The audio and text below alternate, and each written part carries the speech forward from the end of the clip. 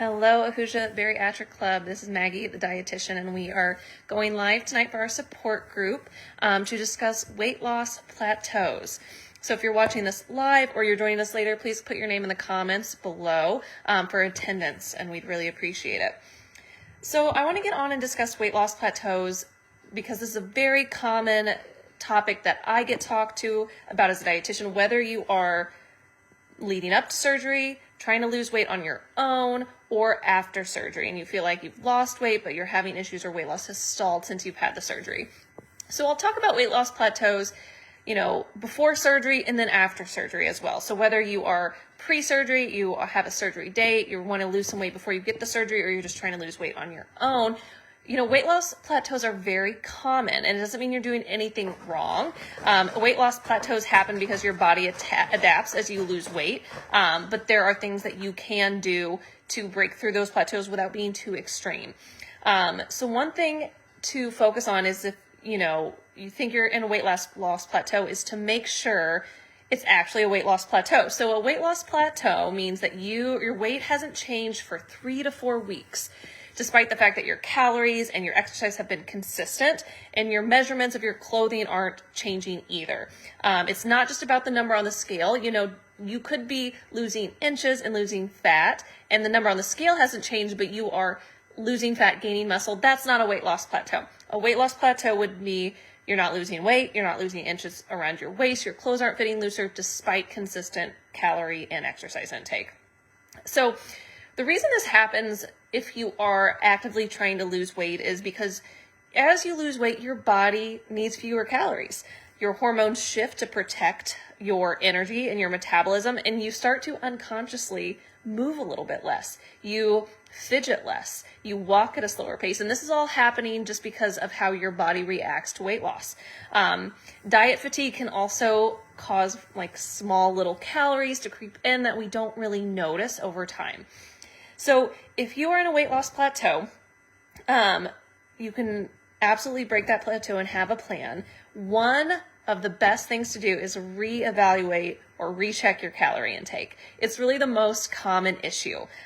Even experienced people who have dieted, who have lost weight, you tend to drift over time. Things tend to sneak back in, or you have a little bit more here and there without being super conscious of it. Super normal. It's okay. But if you feel like your weight loss is stalling, this is the time to really kind of check back in with those things. Whether you are currently tracking, you've thought about tracking, you've tracked calories before and you hate it. If you are in a weight loss stall, one of the best things you can do is track your food and beverage intake for a little bit, 7 days at the most. So this includes little bites, drinks, any oils you're cooking with, sauces and condiments that you're using, making sure you're weighing or measuring food appropriately, not just using your eyes, but getting a food scale, getting measuring cups out to really evaluate, okay, how much am I having? And then based on that, you reevaluate your calories, whatever it is. If you want to get past a weight loss plateau, if you're eating a consistent amount of calories every day and you want to get past that weight loss plateau, is to aim for a small calorie deficit, not aggressive calorie cuts. So you don't want to cut out extreme amounts of calories, but 250 calories a day over time can lead to that weight loss if you've been stuck for a while. So if you cut too many calories at once, though, that can actually worsen your weight loss plateau because, your body will slow down to try and conserve energy. So besides tracking calories, being real honest with yourself about where those are coming from, making a small deficit to get out of that plateau, the other thing you can try and do is simply increase your protein intake. Protein helps preserve our muscle mass and helps us feel fuller longer. If we have more muscles, we burn more calories throughout the day. So, before surgery, we always say 20, 30 grams of proteins per meal, and prioritize lean protein, eggs, fish, chicken, Greek yogurt, lean pork, lean beef, really aiming for those lean, healthy servings and types of protein. So you can, again, I'll just review, you can track your calories again, really be honest with yourself about how much you're taking in, track it for a little bit, and then adjust and try and create a small calorie deficit for a consistent amount of time to get over that weight loss plateau. Increase your protein. So if you're tracking your food intake and your calories, that'll give you a really good idea of how much protein you're taking in per meal and where you could possibly increase it. And then the other thing that you can do if you are able is to adjust or add some type of strength training exercises. Cardiovascular exercise, so doing cardio, like running on the treadmill, going on a walk, doing the Stairmaster. That is great for your overall health, your cardiovascular health. However, it isn't that beneficial for weight loss in the long term. So if you're only doing cardiovascular exercise, running, walking, treadmill at the gym, walking outside, although I don't know who's walking outside right now because it's so cold and there's snow everywhere, you can add strength training 2 to 3 days a week, some kind of resistance training. That can actually help you slowly build more muscle, which will help you actually burn more calories throughout the day. Again, if you love running, you love walking, you do not need to stop doing that. You just want to find where you can add some type of exercise that will actually help you build muscle mass or preserve muscle mass so you can continue to increase your metabolism and burn calories.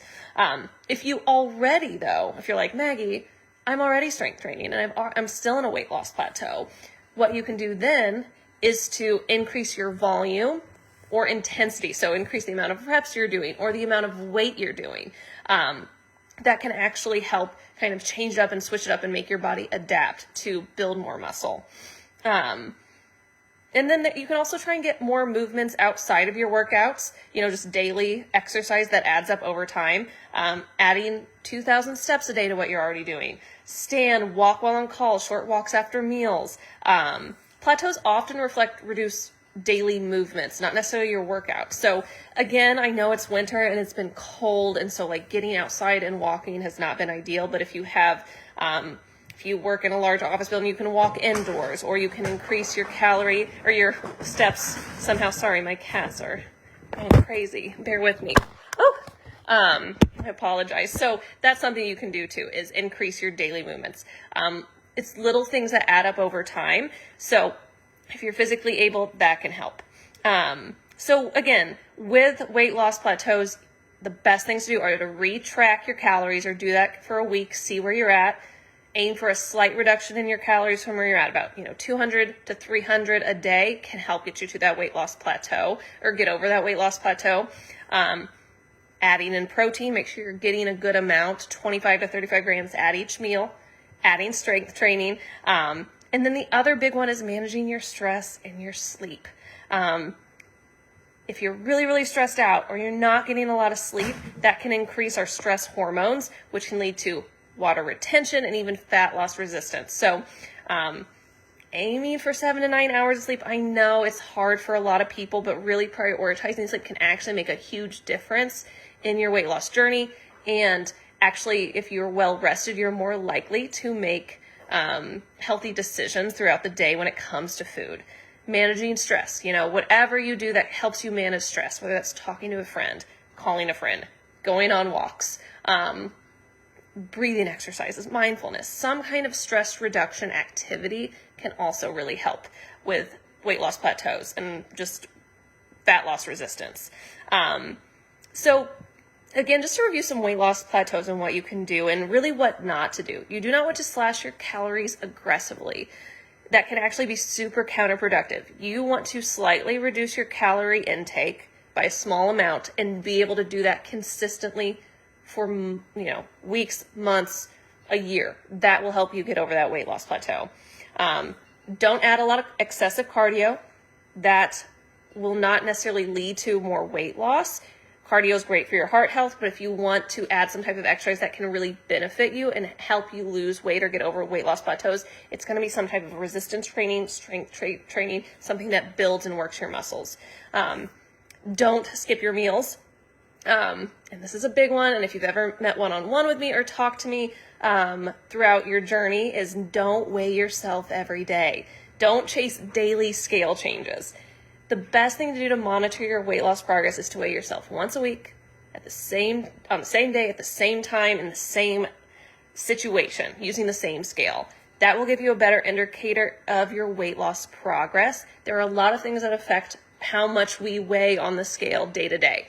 That can be water retention. That can be how much sodium you've had. Do not chase those daily scale losses. Do it weekly, do it every other week. That is going to give you a better idea of where your weight loss is going. Okay.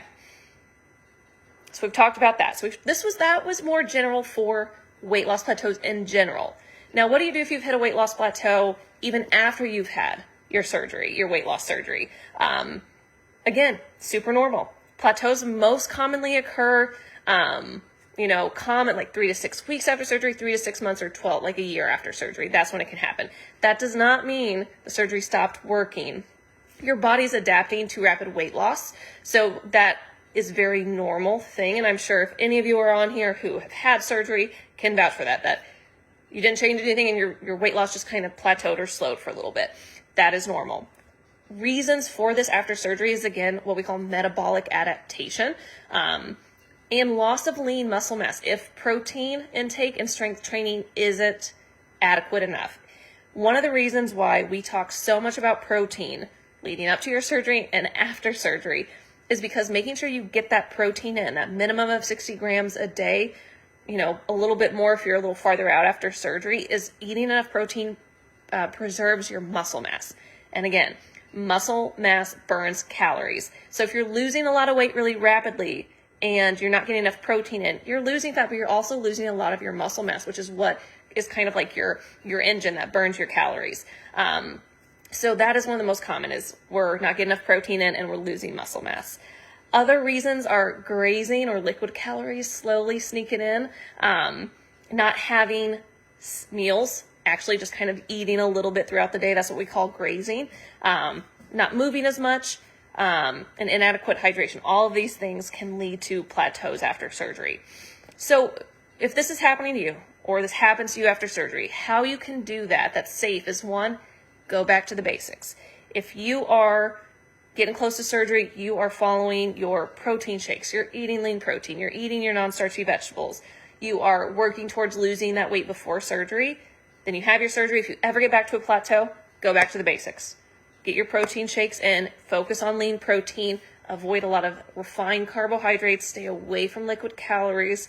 That often fixes most plateaus. It's just going back to the basics.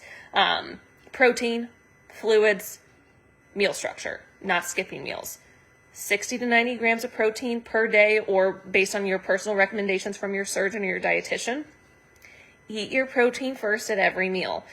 This is super important for bariatric surgery, but it's also actually a trick that you can do for weight loss in general, is to make sure you're getting full on that protein, because it's low in calories. It keeps us fuller longer.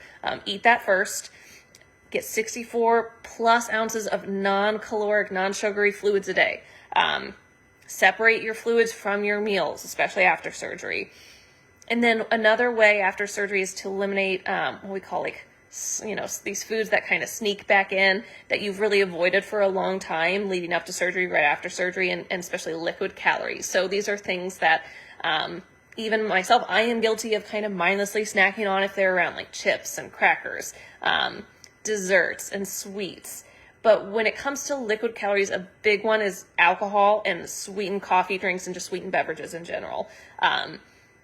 Those types of beverages. One, we want to avoid alcohol after surgery, just because of how after surgery your anatomy changes, and it can be actually very dangerous the way alcohol is absorbed. But also, if you're before surgery and you are consuming alcohol has a lot of calories. A lot of people don't know that, but it has a lot of calories in it, so it can sneak in there and kind of deter your weight loss effects. But also, especially after surgery, we want to avoid it. Same thing with sweetened coffee drinks or sweet teas. All of these liquid calories add a lot of calories to our diet that don't fill us up at all, and we often don't even realize we're doing it. So going back to water, sugar-free, calorie-free beverages, cutting out the calories from our beverages is huge. You really want to focus on dense, lean, healthy protein, getting lots of fiber from fresh fruits and vegetables, and not from processed, refined carbohydrates that don't fill us up.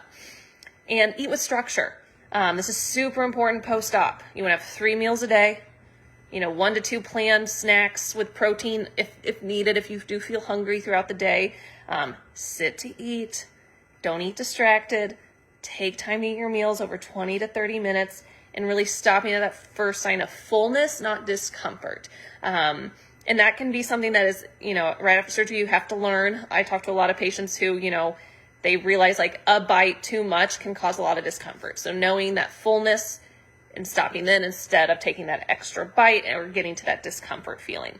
But one of the big things with after bariatric surgery is that unstructured eating. It's one of the number one plateau drivers after surgery. So again, that just means eating here and there, not being like, not having breakfast, not having a lunch, not having dinner, not having a plan, like going to work without something to have for breakfast or something to have for lunch. Me personally, when I do that, I don't make a healthy decision. If I didn't eat breakfast at home before I leave for work, well, there's a lot on my drive that I could stop and get that's maybe not high in protein or fiber. So having a plan, making healthy choices as easy and convenient for you as possible, and again, getting back to the basics. So that's what you can do with weight loss plateaus. And again, if you feel like you are doing these things, or you don't know what to do, or you don't know how to get over this weight loss plateau, your follow-up appointments, letting your nurse practitioner, your surgeon know, reaching out to your dietitian, really being able to sit down with someone and go over what you're doing now and getting a plan. You're never alone. There's always resources out there. And again, if you are post-op and you're feeling like you're going through a plateau, go back to the basics. You've done it. You've been successful before. You can do it again. So with that, I will wrap up this live. Thank you all for joining me. I know it can be very hard, especially this time of year after the holidays, and then it's cold, to even be motivated to get out there and get movement or to have structured meal times. But if this is something you want to achieve, it is absolutely possible. Just go back to those basics, be realistic with yourself, track calories, be honest with yourself, and try and get some type of exercise back in there or incorporate a little bit more. Okay, well, it was great meeting with you all. I will be back next month. Feel free to comment on other topics you're struggling with or you'd like to hear about at the next live, and I'll do my best to cover it. So everyone have a good evening. Thank you.